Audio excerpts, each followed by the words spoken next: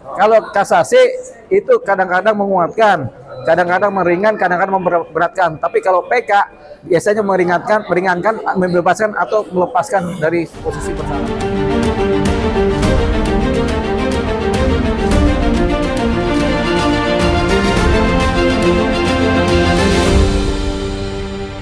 Jika sudah diajukan kasasi, berarti kita menganggap beliau sedang mengupayakan haknya, gitu. Jadi baik dan buruk itu nanti hasilnya setelah putusan kasasi.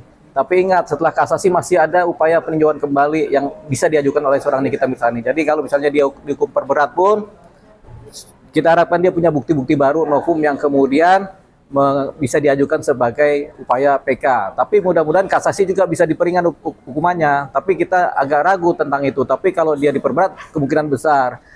Atau dia tetap hukumannya begitu. Tapi kalau dia mau ini ya dia harus ngajukan ke PK.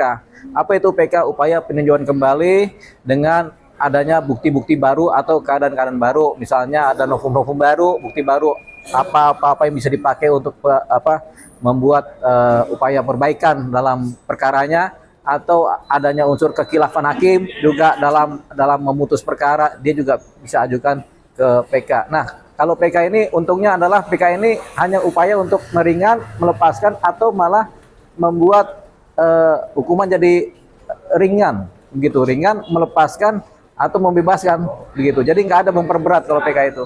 Mungkin kan banyak yang mempertanyakan bahwa ketika di putusan pengadilan negeri Selatan tidak ada unsur TPU-nya kan, Ya. Tapi di pengadilan tinggi justru ada, Bang. Ya, makanya itu disebut sebagai pertentangan hakim kan.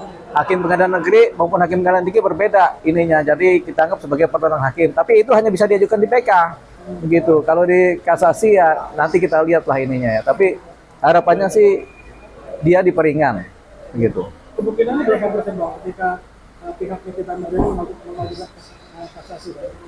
Untuk diperingan, paling 50% itu, 50%-nya diperberat, 50%-nya diperingan, 0%-nya kuku. Gitu. Tapi biasanya tetap sesuai dengan ini putusan pengadilan. Ada ketidakhormatan dalam keputusan hakim pengadilan tinggi nggak? Nggak tahu yang nggak cermat siapa, apakah PN ataukah ini, apakah pengadilan tinggi. Tapi yang jelas kelihatannya ada pertentangan antara pengadilan negeri dan pengadilan tinggi. Itu bisa dijadikan upaya PK sebenarnya, atau kasasi disampaikan antara judes maksi atau juris jurek. Artinya tepat langkah hukum yang diajukan Iqmir. Ya, namanya perjudian dalam hukum, langkahnya kalau dia ajukan berarti tepat menurut mereka, menurut Nikita Mirzani. Berdasarkan kasus-kasus sebelumnya, kalau PK itu hukumnya bertambah, hukumannya bertambah atau berkurang? Kalau PK, kalau kasasi itu kadang-kadang menguatkan, kadang-kadang meringan, kadang-kadang memberatkan. Tapi kalau PK biasanya meringankan, membebaskan atau melepaskan dari posisi bersalah. Saran buat Iqmir apa? Ya, banyak berdoa, kan masih di penjara. Sarannya itu doang, dia banyak bersyukur dan berdoa di penjara itu.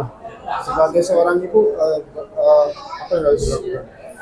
Ibu, orang dia di penjara gimana bisa jadi ibu? Dia kalau di penjara kan cuma bisa ngasih tahu anak-anaknya dari jauh kan, dari dalam penjara gitu.